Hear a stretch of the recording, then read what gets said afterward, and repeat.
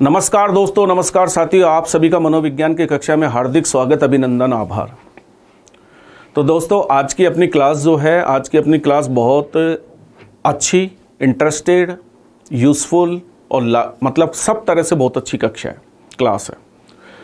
आज की क्लास के अंतर्गत दोस्तों अपन जो पढ़ने जा रहे हैं मेंटल मैकेनिज्म, यानी जिनको हम कहते हैं मानसिक मनोरचनाएं, जिनको हम दोस्तों कहते हैं मानसिक मनोरचनाएं, जिनको हम दूसरे तरीके से कहते हैं अहम सुरक्षा प्रणाली, ईगो डिफेंस मैकेनिज्म, या फिर जिसको आपने आज तक की कक्षाओं में सामान्य रूप से जाना होगा, सामान्य रूप से समझा होगा, जिनको हम कहते हैं समायोजन की अप्रत्यक्ष विधियां, जिनको दोस्तों हम क्या कहते हैं, समायोजन की अप्रत्यक्ष विधियां।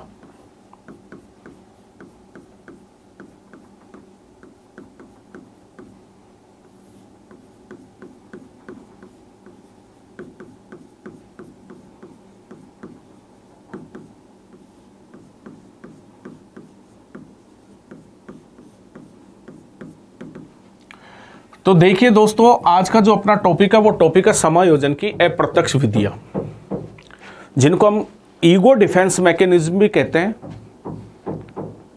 मानसिक मनोरचनाएं भी कहते हैं, और समायोजन की अप्रत्यक्ष विधियों के नाम से भी जिन्हें हम जानते हैं। तो यहां पर ध्यान देने का बिंदु क्या है दोस्तों, आपको यह ध्यान देना कि अगर परीक्षा में मानसिक मनोरचनाओं के नाम से अगर पूछा जाता है तब भी वही बात है, अहम सुरक्षा प्रणाली के नाम से पूछा जाता है तब भी वही बात है, और अगर रक्षा युक्तियों के नाम से पूछा जाता है तब भी वही बात है, या मानसिक मनोरचनाओं के नाम से पूछा जाता है तब भी वही बात है। ये सब नाम समायोजन की अप्रत्यक्ष विधियों के ही हैं। हम समायोजन की अप्रत्यक्ष विधियों को पढ़ने जा रहे हैं। इसमें आपको थोड़ी सी ध्यान क्या देना है, जो कि मैंने लिखा है, ताकि आप इसे बहुत अच्छे तरीके से समझ पाएं। दोस्तों देखिए, फ्राइड ने रक्षा युक्ति शब्द का प्रयोग उन मानसिक मनोरचनाओं के लिए किया है जिनको व्यक्ति बाह्य खतरों की आशंकाओं, धमकियों तथा आंतरिक प्रेरकों से उत्पन्न होने वाली चिंताओं से बचने के लिए अचेतन रूप प्रक्रिया के माध्यम से वास्तविकता को झुठलाते हुए करता है। एक बार वापस आप ध्यान दे सकते हैं दोस्तों कि फ्राइड ने रक्षा युक्ति शब्द का प्रयोग उन मानसिक मनोरचनाओं के लिए किया है जिन्हें व्यक्ति किसी भी प्रकार के बाह्य खतरों की आशंकाओं, धमकियों तथा किसी भी प्रकार के आंतरिक प्रेरकों से उत्पन्न होने वाली चिंताओं से बचने के लिए अचेतन प्रक्रिया के माध्यम से वास्तविकता को झुठलाते हुए अपनाता है। कहने का मतलब क्या है दोस्तों, यहां कहने का मतलब यह कि मानसिक मनोरचनाएं या रक्षा युक्तियां वे मानसिक मनोरचनाएं हैं, मेंटल मैकेनिज्म हैं, जिनका उपयोग कोई भी व्यक्ति अपने जीवन में करता है तो वो बाह्य खतरों से, धमकियों से बचने के लिए। बाह्य खतरे और धमकियां मतलब जो समाज के नैतिक मापदंड है, जो उसे डराते हैं, धमकाते हैं, जो समाज की परंपराएं हैं, जो उन्हें किसी भी गलत कार्यों को करने से रोकते हैं, उनसे बचने के लिए, या आंतरिक प्रेरकों से उत्पन्न होने वाली किसी भी प्रकार की जो चिंता है, उस चिंता से बचने के लिए अचेतन प्रक्रिया के माध्यम से वास्तविकता को झुठलाते हुए करता है। यानी कहने का मतलब मानसिक मनोरचनाएं वे साधन हैं जिनका कोई भी व्यक्ति जो प्रयोग करता है वो सिर्फ इसलिए प्रयोग करता है ताकि वो वास्तविकता को झुठलाते हुए अपने आप का समायोजन वातावरण में करने में सक्षम हो सके, अपने आप का वातावरण समायोजन में कर सके। वास्तविकता को झुठलाना, यथार्थता से दूर होना। और इसमें ध्यान देने का बिंदु क्या है दोस्तों कि ये मानसिक मनोरचनाएं जो उत्पन्न होती है, ये मानसिक मनोरचनाएं अचेतन स्तर पर उत्पन्न होती है, यानी अनकॉन्शियस लेवल पर इन मानसिक मनोरचनाओं का क्या होता है, निर्माण होता है, जिनके माध्यम से व्यक्ति क्या करता है, जिनके माध्यम से व्यक्ति एक तरीके से हम कह सकते हैं कि स्वयं को धोखा देता है। लेकिन इसका सबसे बड़ा फायदा क्या है दोस्तों? इसका सबसे बड़ा फायदा यह है कि व्यक्ति किसी भी प्रकार से वास्तविकता को झुठलाते हुए कम से कम, भले वो स्वयं को धोखा तो दे रहा है, लेकिन वर्तमान कालीन परिस्थितियां जो उसको समायोजन करने में दिक्कत पैदा कर रही है, जो उसके समायोजन में बाधा पैदा कर रही है, ऐसी परिस्थितियों से वो अपने आप को दूर कर लेता है। और दूर करने के कारण क्या होता है, किसी न किसी प्रकार से वो वातावरण में समायोजित हो जाता है। तो इसी संदर्भ में ध्यान देने का बिंदु है दोस्तों। इसी संदर्भ में सबसे महत्वपूर्ण चीज जो है, अलग अलग मनोवैज्ञानिकों के द्वारा इस संदर्भ में अलग अलग बातें कही गई। जैसे मॉर्गन और किंग के द्वारा क्या कहा गया, मॉर्गन एवं किंग, मॉर्गन और किंग ने रक्षा युक्तियों के संदर्भ में क्या कहा दोस्तों? देखिए, मॉर्गन और किंग ने रक्षा युक्तियों के संदर्भ में कहा है कि रक्षा युक्तियां सामान्यतः वे मान्य तरीके हैं, रक्षा युक्तियां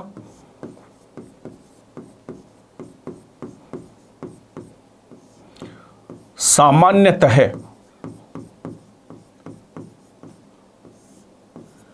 वे मान्य तरीके हैं, रक्षा युक्तियां सामान्यतः वे मान्य तरीके हैं, मान्य तरीके हैं। तो देखिए दोस्तों, मॉर्गन और किंग ने क्या कहा कि रक्षा युक्तियां सामान्यतः वे मान्य तरीके हैं, सामान्यतः वे मान्य तरीके जिनके द्वारा व्यक्ति तनाव से मुक्ति प्राप्त करता है, जिनके द्वारा व्यक्ति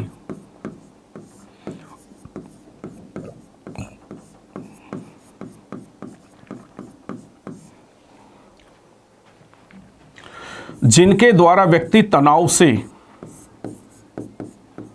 मुक्ति प्राप्त करता है।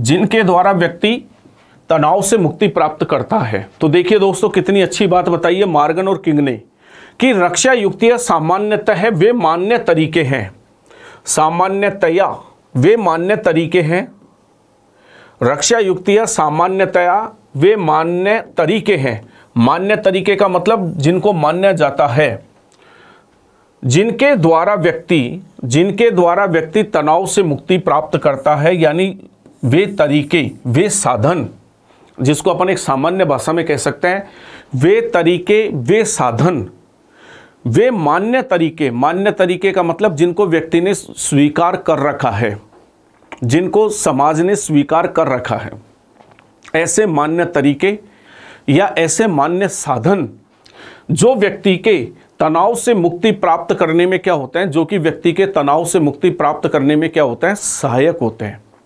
तो कोई भी ऐसे मान्य तरीके या साधन जो व्यक्ति को तनाव से मुक्ति प्राप्त करने में सहायता करते हैं, ऐसे मान्य तरीके या साधन जो होते हैं, उनको ही रक्षा युक्तियां कहा जाता है, उनको ही मेंटल मैकेनिज्म कहा जाता है दोस्तों, उनको ही मानसिक मनोरचनाएं कहा जाता है। तो ये चीज आपको याद रखनी है कि रक्षा युक्तियां जो है वो व्यक्ति के जो है समायोजन में महत्वपूर्ण भूमिका निभाती है। इन रक्षा युक्तियों के माध्यम से व्यक्ति अप्रत्यक्ष तरीके से अपना समायोजन करता है। लेकिन सबसे बड़ी बात इसमें क्या है दोस्तों, सबसे बड़ी बात इसमें यह है कि इनका प्रयोग जीवन में आवश्यकता से अधिक नहीं होना चाहिए। अगर इनका प्रयोग अपने जीवन में आवश्यकता से अधिक होता है तो सिगमंड फ्रायड ने एक बात और बताई है कि अगर कोई भी व्यक्ति अप्रत्यक्ष विधियों का प्रयोग आवश्यकता से अधिक करता है तो ऐसी स्थिति में उस व्यक्ति के मानसिक रोगी हो जाने की पूरी संभावना बनती है। यानी ऐसी स्थिति में वो व्यक्ति मानसिक रोगी हो सकता है। इसीलिए सिगमंड फ्रायड ने इस बात पर महत्वपूर्ण रूप से बल दिया है कि जीवन में इनका प्रयोग सोच समझ करके होना चाहिए और इनका प्रयोग जीवन में कभी भी ज़्यादा नहीं होना चाहिए, क्योंकि ज़्यादा प्रयोग व्यक्ति को मानसिक रोगी बनाने में महत्वपूर्ण भूमिका निभाता है। अगली परिभाषा पर ध्यान देखते हैं दोस्तों कि शेफर ने क्या कहा। देखिए दोस्तों, शेफर ने संदर्भ में परिभाषा देते हुए क्या कहा कि समायोजन युक्तियां वे आदतें हैं, समायोजन युक्तियां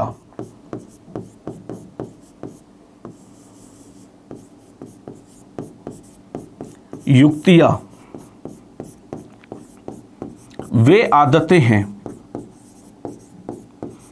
आदतें यानी हैबिट्स, समायोजन युक्तियां वे आदतें हैं जिनके द्वारा व्यक्ति अपनी आदतें हैं जिनके द्वारा व्यक्ति अपनी जिनके द्वारा व्यक्ति अपनी अभिप्रेरणाओं की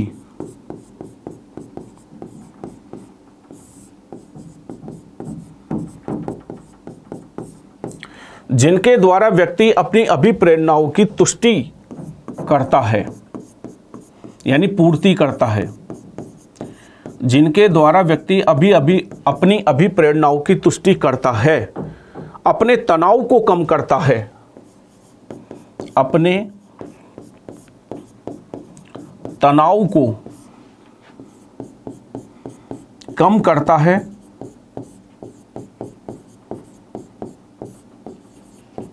तथा अपने अंदर उत्पन्न होने वाले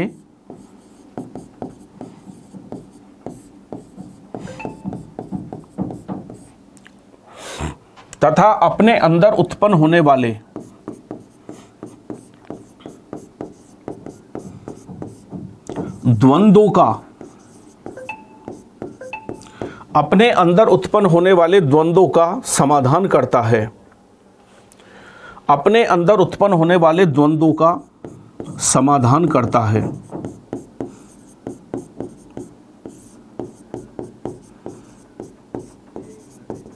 देखिए दोस्तों, अगली परिभाषा कितनी अच्छी परिभाषा दी है जो कि शेफर के द्वारा दी गई है।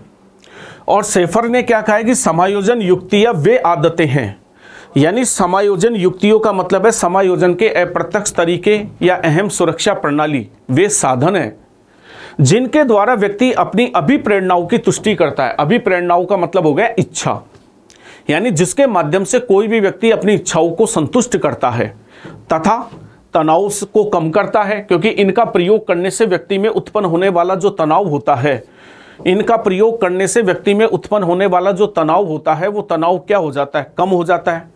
तथा इससे अगला फायदा क्या होता है कि अपने अंदर उत्पन्न होने वाले द्वंद्वों का भी व्यक्ति क्या करता है, समाधान कर लेता है। इसका सबसे बड़ा हमें एक फायदा ये और होता है कि व्यक्ति के अंदर जो भी अंतर्द्वंद पैदा होते हैं, आपने पढ़ा होगा जिनको हम मानसिक संघर्ष भी कहते हैं, तो ये मानसिक संघर्ष या अंतर्द्वंद जो हमारे अंदर उत्पन्न होते हैं, उन मानसिक संघर्ष या अंतर्द्वंद को का भी आसानी से इनके माध्यम से क्या हो जाता है, समाधान हो जाता है।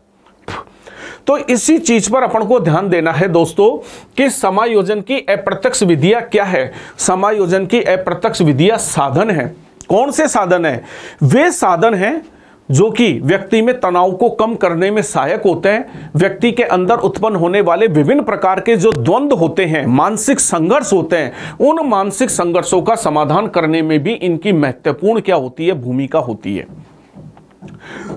तो इसी प्रकार से दोस्तों समायोजन की अप्रत्यक्ष विधियों के बारे में जो है अलग अलग मनोवैज्ञानिकों के द्वारा अलग अलग तरीके से परिभाषा देते हुए इसको समझाने का प्रयास किया गया है। लेकिन अगर अपन ओवरऑल इसका रिजल्ट देखते हैं तो ओवरऑल इसका रिजल्ट निकल करके यही आता है कि समायोजन की युक्तियां जो है व्यक्ति में तनाव को कम करने में सहायक होती है। व्यक्ति में उत्पन्न होने वाली जो भग्नाशा या कुंठा जिसको हम फ्रस्ट्रेशन कहते हैं उसको भी दूर करने में सहायक होती है। और साथ में व्यक्ति में किसी भी प्रकार का कोई भी द्वंद्व यदि उत्पन्न होता है तो उस द्वंद्व का समाधान करने में भी इन समायोजन युक्तियों की महत्वपूर्ण भूमिका होती है। इसी बात पर बल दिया है दोस्तों सिगमंड फ्रायड ने समायोजन की युक्तियों में। अब अगर हम बात करते हैं आगे दोस्तों, तो देखिए समायोजन युक्तियां जो है, समायोजन की जो युक्तियां है, समायोजन युक्तियां, इन समायोजन युक्तियों का विभाजन दोस्तों, समायोजन युक्तियों का विभाजन जो है वो दो भागों में हुआ है।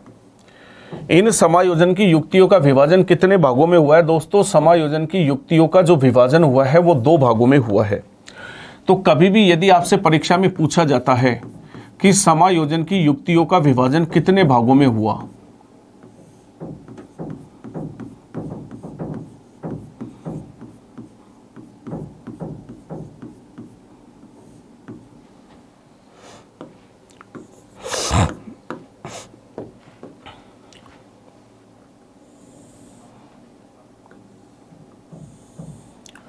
तो ये ध्यान रखना है दोस्तों कि समायोजन की युक्तियों का विभाजन 2 भागों में हुआ है। समायोजन की युक्तियों का विभाजन कितने भागों में हुआ दोस्तों? 2 भागों में। 2 भाग कौन कौन से हैं जिसको अपन देखते हैं। हो सकता है कि आज तक आपने कभी भी जो है इन चीज़ों को इतने गौर से और सूक्ष्म तरीके से ना पढ़ा हो, लेकिन दोस्तों इस बात को आप सभी जानते हैं कि मनोविज्ञान में कभी कभी प्रश्न जो है बहुत सरलतम स्तर के आ जाते हैं, जहाँ तक तो कोई दिक्कत नहीं होती है। लेकिन आप सब इस बात को जानते हैं कि जब कभी प्रश्न अप्लाइड तरीके से पूछ लिए जाते हैं तो मनोविज्ञान में बहुत ज़्यादा ही दिक्कत हो जाती है, व्यक्ति समझ ही नहीं पाता। तो सबसे पहले तो जो है वो है मुख्य मनोरचनाएं। मुख्य मनोरचनाएं,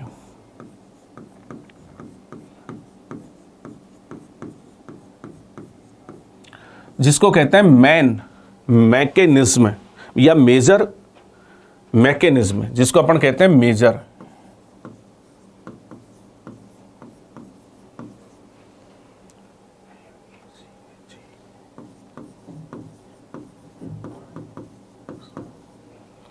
मेजर मैकेनिज्म। और दूसरी है गौण मनोरचनाएं, जिनको कहते हैं माइनर। नंबर 2 पर है गौण मनोरचनाएं।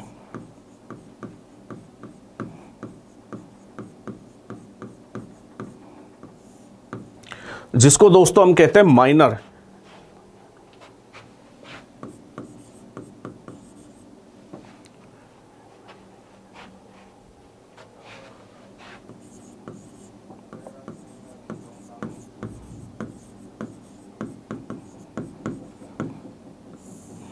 Minor mechanism. तो ये बात आपको देखनी है दोस्तों कि गौण मनोरचनाएं यानी जिसको हम कहते हैं मुख्य पहली है मुख्य मनोरचनाएं नंबर 1 पर, और नंबर 2 पर बात करते हैं तो नंबर 2 पर है दोस्तों गौण मनोरचनाएं। मुख्य मनोरचनाएं जिनको हम कहते हैं मेजर मैकेनिज्म, और गौण मनोरचनाएं जिनको हम कहते हैं माइनर मैकेनिज्म। ठीक है। मुख्य मनोरचनाएं वे मनोरचनाएं होती है, मुख्य मनोरचनाएं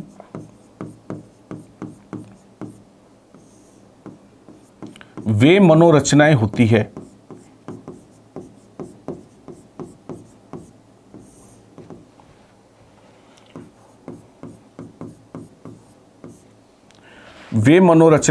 है जो व्यक्ति के तनाव या संघर्ष को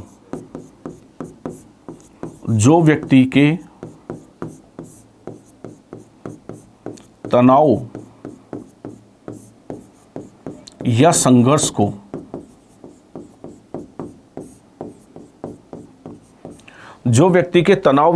को पूर्णतः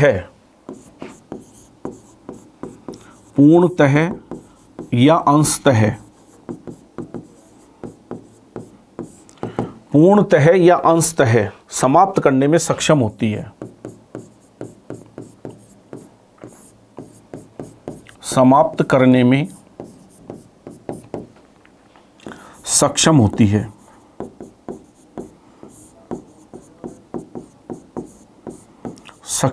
है। और गौण मनोरचनाएं उनको कहते हैं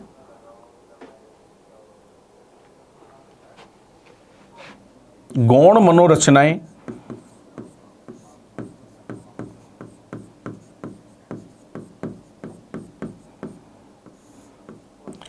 वे मनोरचनाएं होती है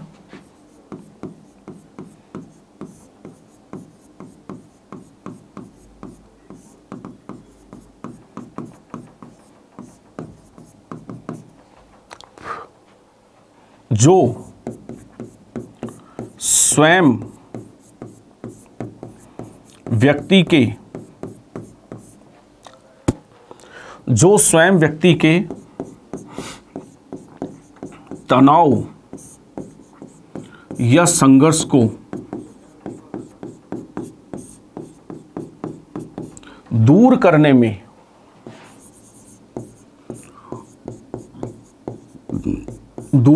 में सक्षम नहीं होती,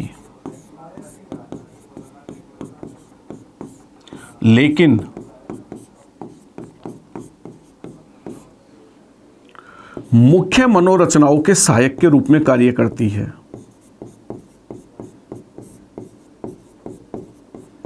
लेकिन मुख्य मनोरचनाओं के सहायक के रूप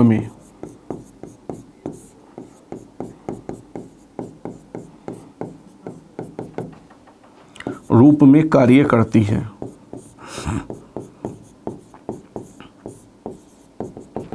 तो ये चीज आपको ध्यान रखनी है दोस्तों। देखिए, अपन ने दो प्रकार की मनोरचनाएं पढ़ी दोस्तों। एक है मुख्य मनोरचनाएं, मेजर मैकेनिज्म, और दूसरे नंबर की जो मनोरचनाएं हैं दोस्तों उनको हम कहते हैं गौण मनोरचनाएं। उनको हम क्या कहते हैं दोस्तों? गौण मनोरचनाएं। यानी एक है मेजर और एक है माइनर।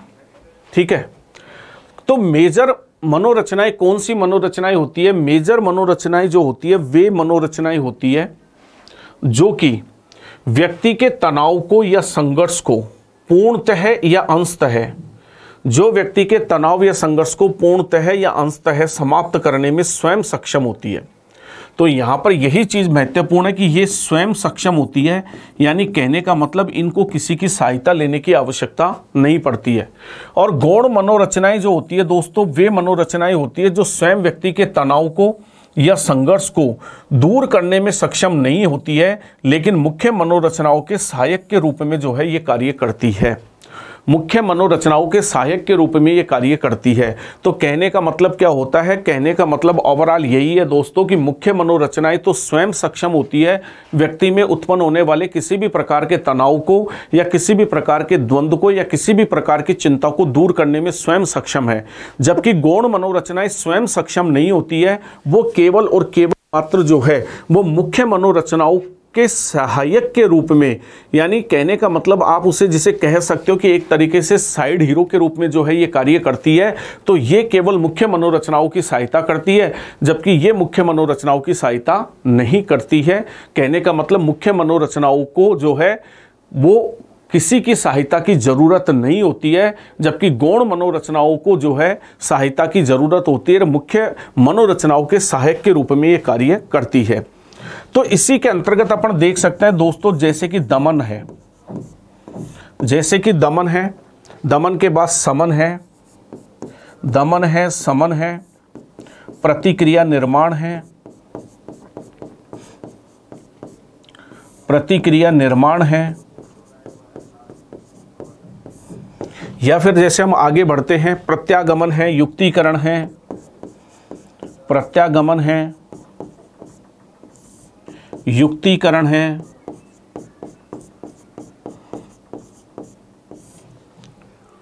उदात्तीकरण है, रूपांतरण है, उदात्तीकरण या रूपांतरण, ये सभी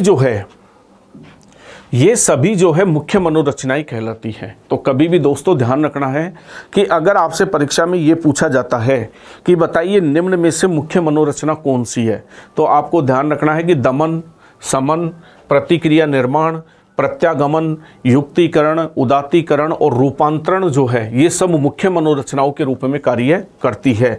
और गौण मनोरचनाओं के रूप में अगर अपन बात करते हैं तो इनके अलावा जितनी भी है सब गौण मनोरचनाओं में आती है। जैसे प्रक्षेपण है, विस्थापन है, क्षतिपूर्ति है, प्रक्षेपण है, विस्थापन है, क्षतिपूर्ति है, प्रक्षेपण, विस्थापन, क्षतिपूर्ति, वास्तविकता से पलायन, स्थानांतरण,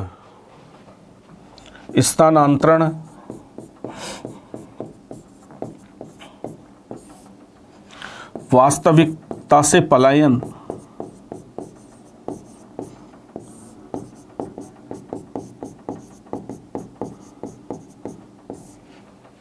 ये सभी जो है गौण मनोरचनाएं कहलाती है। तो ये चीज़ आपको याद रखनी है, बहुत ही महत्वपूर्ण टॉपिक है दोस्तों, कि जिसके अंतर्गत अपन ने पढ़ा है कि समायोजन की युक्तियों का विभाजन दो भागों में हुआ है। एक है मुख्य मनोरचनाएं, एक गौण मनोरचनाएं। तो मुख्य मनोरचनाओं में कौन कौन सी आती है? दमन है, समन है, प्रतिक्रिया निर्माण है, प्रत्यागमन है, युक्तिकरण है, उदात्तीकरण है, रूपांतरण है। और गौण मनोरचनाओं में कौन कौन सी आती है? जैसे प्रक्षेपण है, विस्थापन है, क्षतिपूर्ति है, स्थानांतरण है, या वास्तविकता से पलायन है। ये सभी जो सम्मिलित होती है, ये किसके अंतर्गत सम्मिलित होती है दोस्तों? गौण मनोरचनाओं में। तो चलिए दोस्तों, अपन एक एक को पढ़ते हैं और एक एक को समझने की कोशिश करते हैं कि कौन सी मनोरचनाएं जो है वो गौण है और कौन सी मनोरचनाएं जो हैं वो मुख्य हैं। तो यानी मुख्य मनोरचनाओं में कौन कौन सी मनोरचनाएं सम्मिलित होती है और गौण मनोरचनाओं में कौन कौन सी मनोरचनाएं सम्मिलित होती है, इसी पर अपन अध्ययन करते हैं। तो देखिए दोस्तों, नंबर 1 पर आता है प्रतिगमन। प्रतिगमन, जिसको प्रत्यावर्तन भी कहते हैं, और जिसे हम इंग्लिश में कहते हैं रीग्रेशन। तो देखिए दोस्तों, जिसे हम इंग्लिश में क्या कहते हैं? रीग्रेशन। रीग्रेशन।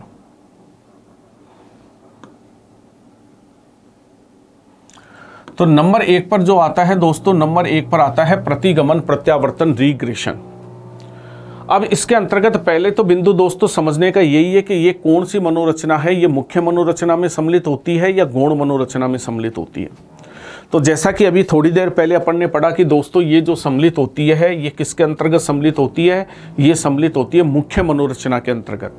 तो प्रतिगमन का मतलब क्या होता है? प्रतिगमन का मतलब होता है, देखिए दोस्तों, शाब्दिक अर्थ है इसका प्रति प्लस गमन। शाब्दिक अर्थ है प्रति प्लस गमन। प्रति का मतलब होता है पीछे की ओर।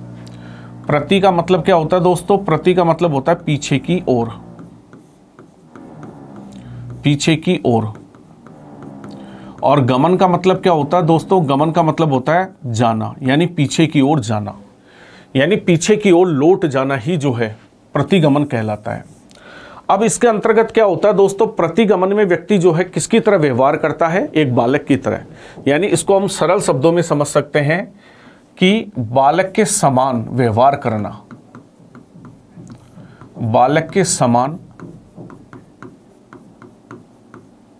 व्यवहार करना।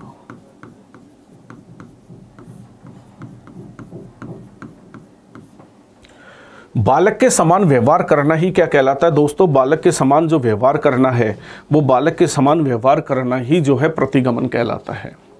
अब इसे हम और भी सरलतम तरीके से कैसे समझ सकते हैं दोस्तों? इसे हम और भी सरलतम तरीके से इस प्रकार से समझ सकते हैं। देखिए, जैसा कि कहा जाए, सीधे तरीके से हम इसके बारे में कह सकते हैं कि प्रतिगमन वो रक्षा युक्ति है, प्रतिगमन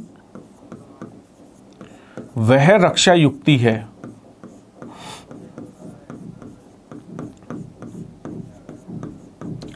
प्रतिगमन वह रक्षा युक्ति है जिसमें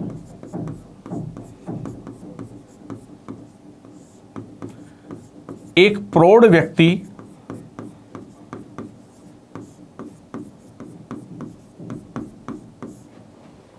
या किशोर बालक, एक प्रौढ़ व्यक्ति या किशोर बालक अपरिपक्व बालक के समान, अपरिपक्व बालक के समान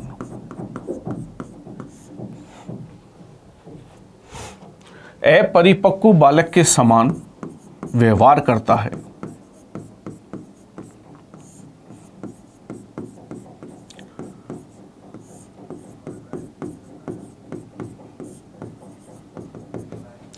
अपरिपक्व बालक के समान क्या करता है दोस्तों? व्यवहार। तो प्रतिगमन वह रक्षा युक्ति है जिसमें एक प्रौढ़ व्यक्ति, किशोर बालक, प्रौढ़ व्यक्ति भी हो सकता है, किशोर बालक भी हो सकता है। तो एक प्रौढ़ व्यक्ति या किशोर बालक जो है, एक प्रौढ़ व्यक्ति या किशोर बालक अपरिपक्व बालक के समान क्या करता है दोस्तों? अपरिपक्व बालक के समान क्या करता है? व्यवहार करता है। तो इसी चीज को आपको बहुत अच्छे से इसके अंतर्गत याद रखना है दोस्तों, कि जब भी किसी प्रौढ़ व्यक्ति के द्वारा या किशोर बालक के द्वारा जब अपरिपक्व बालक के समान यानी एक छोटे बालक के समान व्यवहार किया जाता है, तो जब उसके छोटे बालक के समान जो व्यवहार किया जाता है तो दोस्तों उसी को जो है प्रतिगमन के नाम से, प्रत्यागमन के नाम से जाना जाता है, जिसके बारे में मॉर्गन ने कहा है। इसके बारे में दोस्तों मॉर्गन ने क्या कहा है? इसके बारे में दोस्तों मॉर्गन ने कहा है कि जीवन की समस्या को हल करने के लिए, जीवन की समस्या को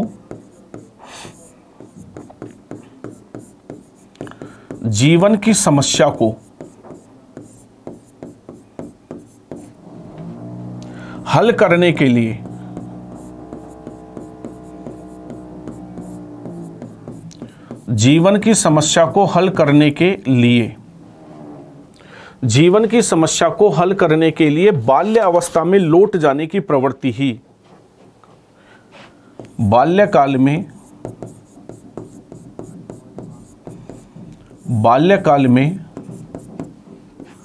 लौटने की प्रवृत्ति ही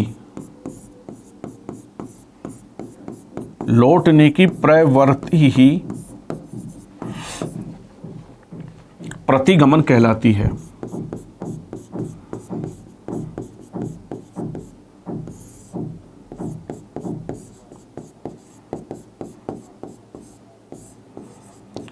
बाल्यकाल में लौटने की प्रवृत्ति ही क्या कहलाती है? प्रतिगमन कहलाती है। तो देखिए दोस्तों, मॉर्गन ने प्रतिगमन को स्पष्ट करते हुए क्या कहा है?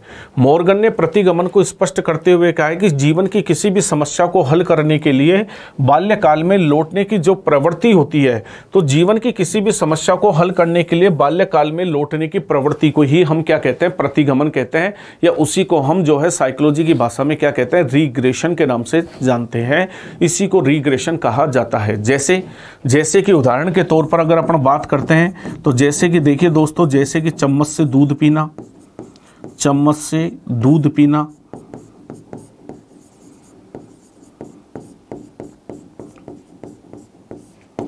घुटनों के बल चलना,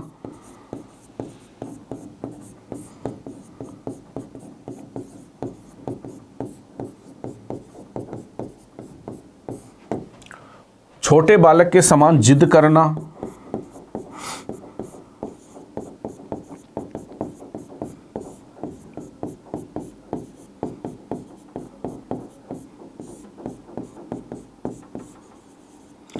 छोटे बालक के समान जिद करना, ये सब प्रतिगमन ही कहलाते हैं।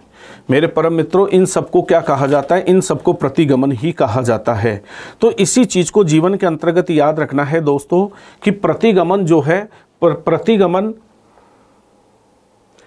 प्रतिगमन जो है एक बहुत ही अच्छी रक्षा युक्ति है, जिसके माध्यम से व्यक्ति जो है अपने जीवन की कई समस्याओं का समाधान अपने बचपन की ओर लौट करके कर लेता है। यानी बचपन की ओर जाकर के वो विभिन्न प्रकार की समस्याओं का समाधान करता है।